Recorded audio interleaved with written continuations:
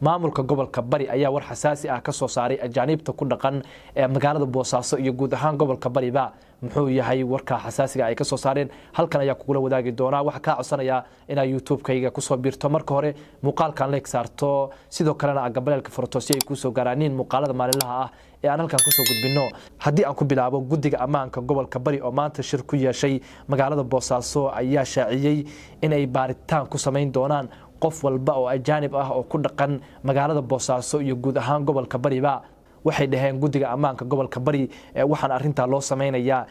si loo hubiyo ajaanibta ku dhaqan magaalada Boosaaso iyo gobolka Bari in aysan ka tirsaneyn kooxda Daacish ee ku dhuumaaleysata buuraleyda gobolka Bari maadaama ay u badan yihiin kooxdaasi dad ajaanib ah oo ka yimid dalal kale taliyaha qaybta booliska gobolka Bari gaashaan la sare Cabdulqaadir Jaamac Dirir oo warbaahinta u akhriyay go'aanadii ka soo baxay shirkaasi ayaa sheegay in baaritaan lagu sameynayo dhammaan ajaanibta ku dhaqan magaalada Boosaaso iyo guud ahaan gobolka Bariba si loo hubiyo in aysan ka tirsaneen kooxda Daacish ee ku dhuumaaleysata buuraleyda gobolka Bari ee Puntland maadaama kooxda ajaanibta ah ee lala dagaalamayo ay u badan yihiin ajaanib ku soo duushay Puntland waxaan faraynaa dhammaan laamaha ammaanka gobolka Bari iyo kuwa magaalada Boosaaso in la hubiyo dhammaan qof walba oo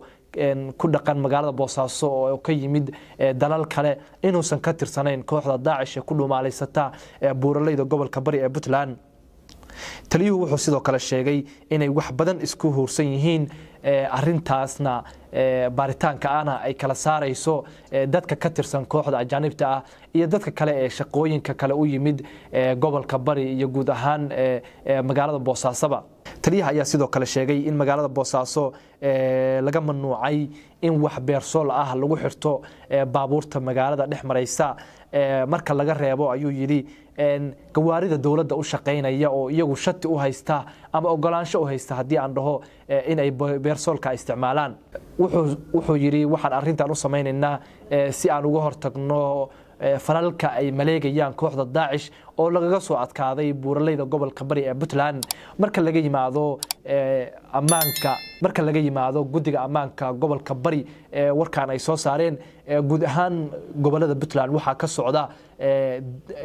dadaalo aad u badan oo baaritaano lagu sameynayo oo lagaga hortagayo firxadka kooxda Daacish ee lagaga soo adkaaday buuraleyda gobolka Bari ee Puntland dhanka kale dagaal culus ayaa wali ka socda buuraha gobolka Bari ee Puntland ciidamada Puntland ayaa marba ka sii dameysa waxay gaarayaan guulo muhiim ah oo ay ka gaarayaan kooxda Daacish maalinimadii shalay ahayd ayaa u dameysay ciidamada Puntland waxay la wareegeen saldhigyo aad ugu waaweyn oo ay kooxdu lahayd sidoo kale waxay ciidamada Puntland la wareegeen sida ay sheegeen xaradii tababarada ay kooxdu ku tababari jirtay ciidamada iyaga ka tirsan intaas ayaa ku soo gabagabeynaa daawadayaal barnaamijkeena maanta waxa ka codsanaya hadii aad ku cusubtahay YouTube-ka inaad ku soo biirto muuqaalkan like saarto sidoo kalena subscribe dhahdo YouTube-keena